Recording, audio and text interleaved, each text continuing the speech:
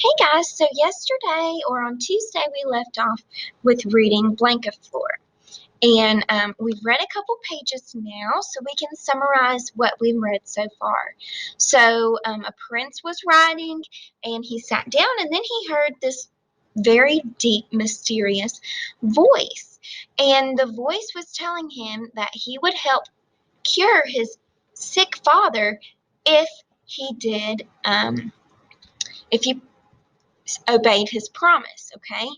So then on the next page, we found out that his father was cured, and 3 years from when the voice promised or made Alfonso promise him that he would go to the land of no return, Alfonso was sad, and his parents were picking up on that he was sad.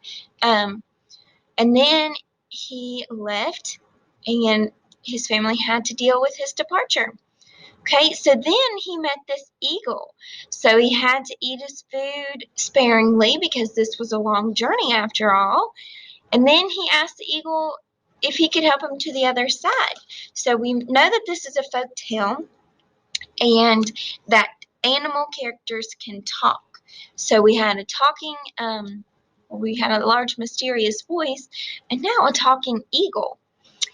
Okay, so then at the very end, Alfonso gave him a necklace with an eagle embedded in it. Okay, and let's read the rest of this page so that we know where we're going to pick up on. So I'll start reading with paragraph 2.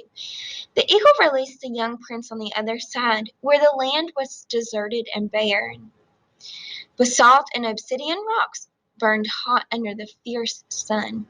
Far in the distance, high above the steep walls, 3 towers of silver glittered. So you can see the 3 towers up here in the picture.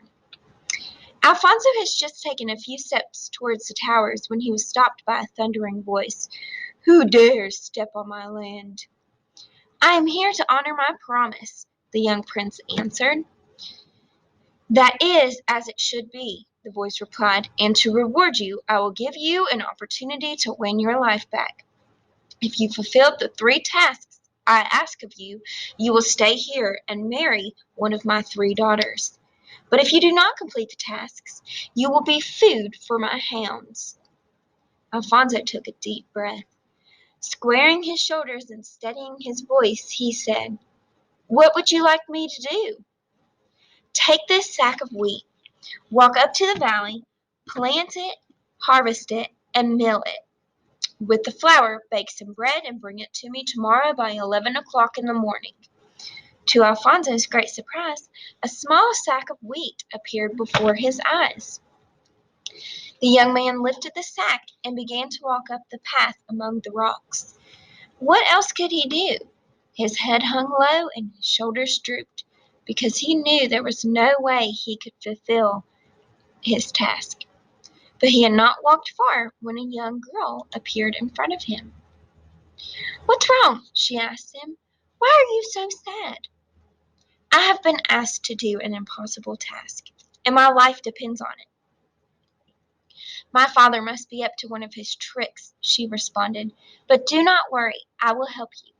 Take this stick and poke the earth with it. Keep walking on a straight line and poke as you walk. I will drop the seeds and all will be well." So they're working together, and you can see Alfonso's walking in a straight line, poking the ground with the stick so that she can plant the seeds. That afternoon, after all the wheat had been planted, they watched the sunset together. The young girl said, "My name is Blancaflor, and if you trust me, we will save your life. Now I have to go, otherwise they will miss me at dinner." After she left, Alfonso went to sleep, resting his back against a large boulder. In the morning, the valley was covered with ripe wheat, its golden spikes shining under the early sun. So in the morning when he woke up, they were, it was ripe wheat. So ripe means that it's fully ready, it's fully grown. Alfonso was still rubbing his eyes when Blancaflor appeared. "It's time to harvest the grain, mill it, and bake bread with the flour," she said. And as she spoke, the wheat flew out of its stalks and formed a golden mountain. A mill and an outdoor oven appeared next to the mountain of wheat.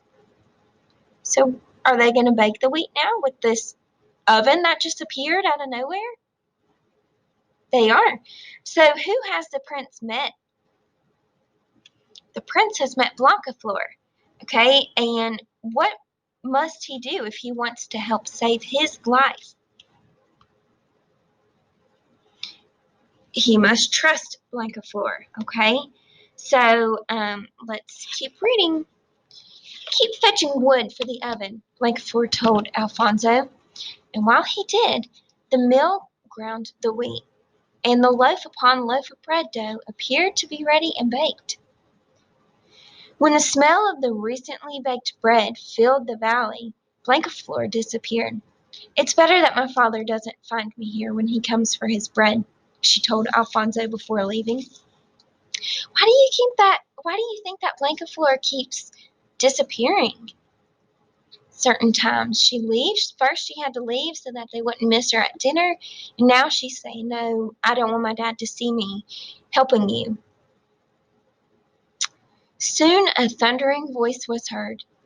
"Either you are a wizard, or you have met Blancaflor." Alfonso kept silent. "Well, you still have two more tasks," shouted the voice. "Better get started. Plant these grapevines and have the wine ready for me by 11 o'clock tomorrow morning." And while the loaves of bread moved through the air, as if carried by giant hands, Alfonso found 100 grapevine saplings at his feet. So he found 100 small, young grape trees. It was not long before Blancaflor appeared again, and just as the pair had grown the wheat the previous day, they now planted the saplings. That evening, as they watched the sunset, Alfonso told Blancaflor about his mother and father and the promise he had made. And once again, she had asked him to trust her.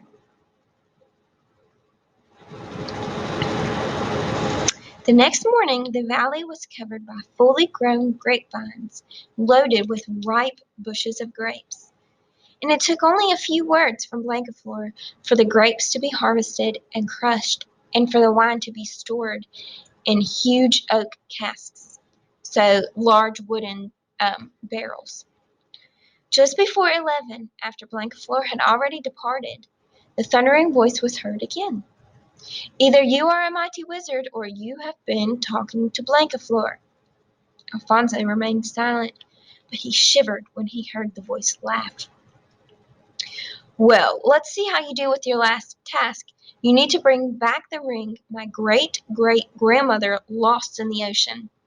And if you do not have it here by 11 o'clock tomorrow, you will be food for my hounds." So what steps are repeated? The first two tasks that Alfonso has to do, what steps are repeated? He has to plant something, harvest it, and then make something from it. And each task must be completed by what time? 11 o'clock the next morning. So by repeatedly doing tasks that seem impossible, what is he learning from Blancaflor? To trust her, right? He's already completed two tasks that he thought was going to be impossible with Blancaflor's help, but she leaves every day. I think she leaves because her father might be angry if he finds out that she is helping Alfonso. When Blancaflor returned, there were tears in Alfonso's eyes. "I'm not afraid to die, but I hate to break my mother's heart.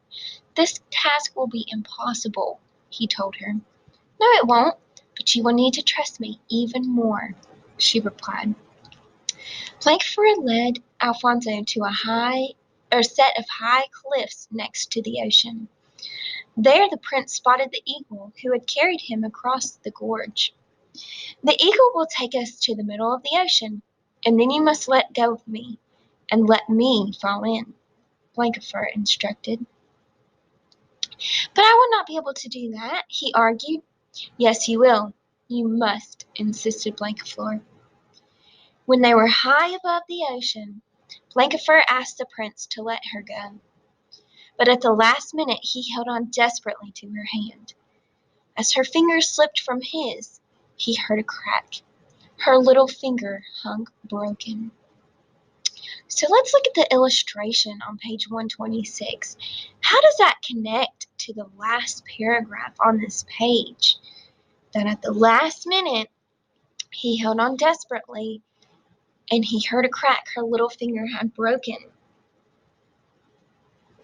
So it connects to the last paragraph because it shows her falling in the ocean or through the air after slipping from Alfonso's hands.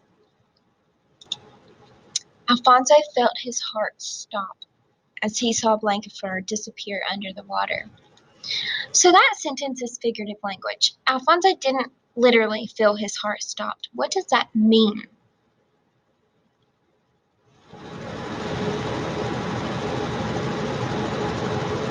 That means that he was frightened and scared because he saw Blancaflor disappear in the water. His eyes filled with tears as the eagle flapped her wings. Before he knew it, he was standing in the meadow next to the boulder against which he had slept the last 2 nights. There, on top of the boulder, was an extraordinary ring in the shape of a dragon with 2 emeralds for eyes. He had not admired the ring for very long before he heard the thundering voice. "So you have found the ring. Either you are the king of all wizards, or you have been helped by Blancaflor." Alfonso remained silent. The voice continued, "Follow the path to the castle. Tonight you will meet my 3 daughters, and choose one for your wife." When Alfonso reached the 3 silver towers, the gates were opened. He entered, and in the main banquet hall there were 3 white doves. "Choose one right now," the voice echoed against the thick walls. Alfonso studied the 3 doves.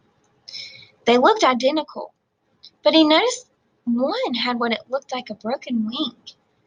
He remembered Blancaflor's little finger hanging twisted from her hand. He could see, I lost my place. "I choose this one," he said, and walked towards the dove with the broken wing. Suddenly, Blancaflor stood in front of him, surrounded by her sisters, who looked just like her. No one would have been able to tell them apart. But when Alfonso observed Blancaflor's hand, he could see that one of her little fingers had been bandaged. "Take your wife," ordered the voice, "and let's all go to sleep now. We will celebrate the wedding tomorrow." So why did Alfonso choose the dove with the broken wing? Because it reminded him of Blancaflor's little finger. So how did he complete all of these different tasks that this mysterious voice made him do? He learned to trust Blancaflor and accept her help. Blancaflor guided Alfonso to her bedroom. Once inside, she closed the door and whispered to him, "They will kill us tonight. We must escape." She arranged the covers on the bed to look as if they were both sleeping. She blew on the glass of water next to her bed and led Alfonso outside. "I will stay here on guard in case my father comes in pursuit. You go to the stables to fetch a horse, and bring it here. But mind you, there are 2 horses there. One is young and strong. His name is Viento, which means wind. The other one is old and thin. His name is Pensamiento, which means thought. Make sure you do not take Viento. Take Pensamiento." But when Alfonso got to the stable and saw the 2 horses, he thought, "That old skinny horse will never be able to carry us both." And then he proceeded to saddle Viento. Do you think that he made the right choice taking the young and strong horse? Blancaflor said to take the older horse, and she's been pretty trustworthy so far. So why would he choose not to trust her right now? I don't know. While Alfonso was getting the horse, Blancaflor's father was at his daughter's door. He called softly to see if she was asleep. Blancaflor, and the breath she had left on the water, answered, "Yes, father, do you need me?" After a few minutes, he called again, "Blancaflor," and the breath repeated faintly, "Yes, father." But when he called again, a third time, the breath let out only a sigh. He stormed into the room and quickly realized that neither Blancaflor nor the prince was there, and so he set out after them. Blancaflor was dismayed when Alfonso came to fetch her riding Viento, but seeing that her father was emerging from the castle, she jumped on the horse behind the prince and urged him to go on. What do you think that the word dismayed means? Blancaflor was dismayed when Alfonso came to fetch her riding Viento. She was very upset because that's not the horse that she asked for. She told him not to pick Viento. They had galloped across the valley for only a few minutes when they heard Pensamiento, carrying her father, catching up with them. "If only we had taken Pensamiento instead of Viento," said Blancaflor, "my father would have never been able to keep up with us." Then she took the comb that held her hair and threw it on the road behind them. So back on page 128, why did Blancaflor breathe on the water? So that it would talk to her, or to her father. How did this help them? It helped them get a head start with running away, right? Because her father was a few minutes behind them, thanks to her breathing on the water. The calm turned into a chain of steep mountains that blocked the way and allowed them to get a little distance. But very soon they heard the sounds of Pensamiento's hooves approaching again. Blancaflor took the gold pin that held her shawl and threw it on the road behind them. The gold pin turned into a desert of very hot sand, and that allowed them to gain a little distance. But soon they heard Pensamiento's hoofs again. "If only we had taken Pensamiento instead of Viento," said Blancaflor, and she took out her blue silk shawl and threw it on the road behind them. The blue silk shawl turned into a large sea with high waves covered with foam. Then Alfonso urged Viento, "Take all of my good thoughts, the thoughts of my mother's love, the thoughts of my father's kindness, the thoughts of my love for Blancaflor. You can take these thoughts, Viento. Let them lighten your step." What does that mean? Let them lighten your step. Let them lighten your step means that he's giving Viento all of these thoughts to make him quicker. Spurred by Alfonso's thoughts, Viento became as fast as Pensamiento. Before they knew it, the prince and Blancaflor were at the door of Alfonso's own castle, being greeted by his kind father and his loving mother, who held them both in one embrace. So once they got to Alfonso's castle, his mother and father greeted him at the door and they embraced him. What does that mean? That they embraced him. It was one big hug. They were still holding one another when the terrible gust of wind began ripping the leaves off the trees, and they could see a black tornado approaching. Alfonso gathered all of his courage and shouted into the wind, "My word has been honored. How about yours?" The wind blew even more wildly for a moment, but then it subsided, and they heard it dying. They heard in the dying wind a deep voice that sounded as though it came from far away. "You have proven to be wise, my daughter. Now, be happy." So did the wind get stronger or weaker? It got weaker. And this is the story of Blancaflor.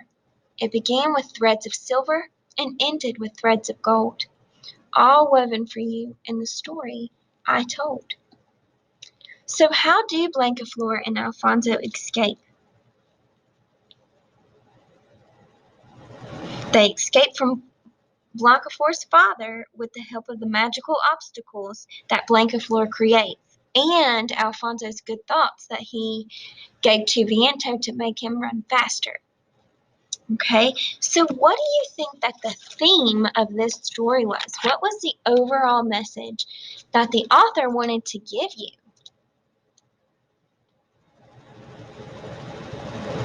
If you honor and trust others, you can overcome challenges and find happiness.